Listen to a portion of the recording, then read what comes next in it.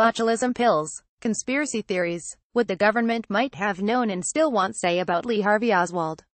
The release of thousands of records relating to the assassination of President John F. Kennedy hasn't settled the best-known, real-life whodunit in American history.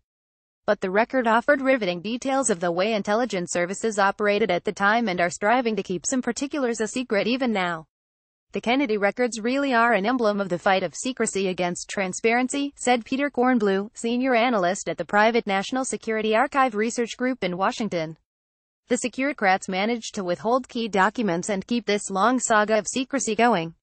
The 2,800 records released on Thursday night include some that had dribbled out over the years but are getting renewed attention from being in this big batch.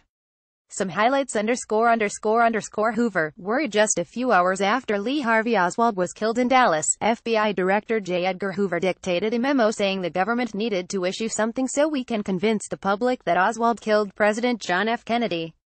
The memo was in the latest trove of Kennedy assassination files released late Thursday.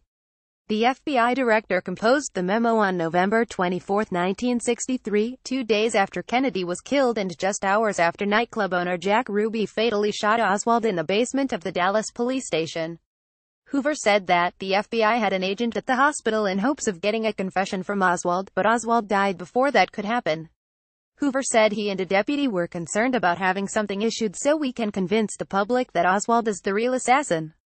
Hoover laments how Kennedy's successor, President Lyndon B. Johnson, was considering appointing a presidential commission to investigate the assassination. Hoover said he suggested that the FBI give an investigative report to the Attorney General complete with photographs, laboratory work and other evidence. That report, he thought, could be given to Johnson and he could decide whether to make it public. I felt this was better because there are several aspects which would complicate our foreign relations, Hoover wrote. He said Oswald wrote a letter to the Soviet embassy in Washington, which the FBI intercepted, read and resealed. Hoover said the letter had been addressed to the Soviet embassy official in charge of assassinations and similar activities on the part of the Soviet government. To have that drawn into a public hearing would muddy the waters internationally, Hoover wrote. Besides, Hoover said, the letter was unrelated proof that Oswald committed the murder, LBJ's theory. Everyone has their theories, including even President Lyndon B. Johnson.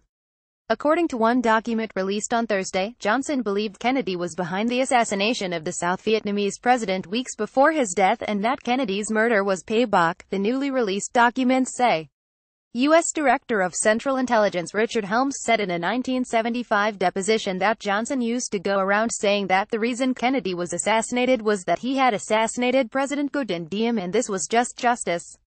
Where he got this idea from I don't know, U.S. Director of Central Intelligence Richard Helms said in a 1975 deposition. Diem and his brother were killed on November 2, 1963 after a coup by South Vietnamese generals. This isn't the first time Johnson's theory has been aired.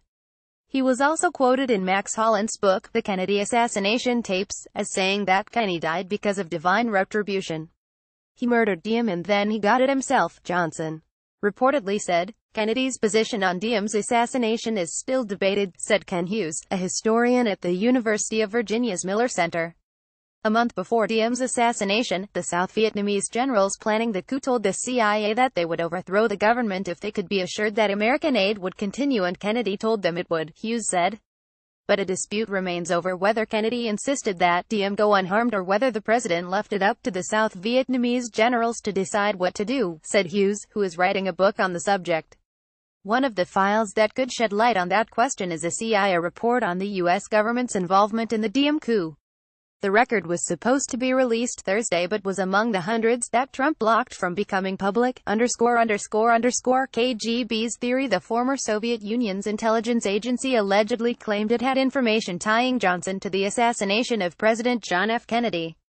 The allegation was contained in long secret files released Thursday. In a 1966 letter to a presidential assistant, Hoover wrote that an FBI source reported KGB officials claimed to have information in 1965 purporting to indicate Johnson had a role in the assassination. The source had furnished reliable information in the past, the letter states. The source said the KGB residency in New York received instructions from Moscow in September 1965 to develop all possible information on Johnson, who was considered practically an unknown to the Soviet government at the time.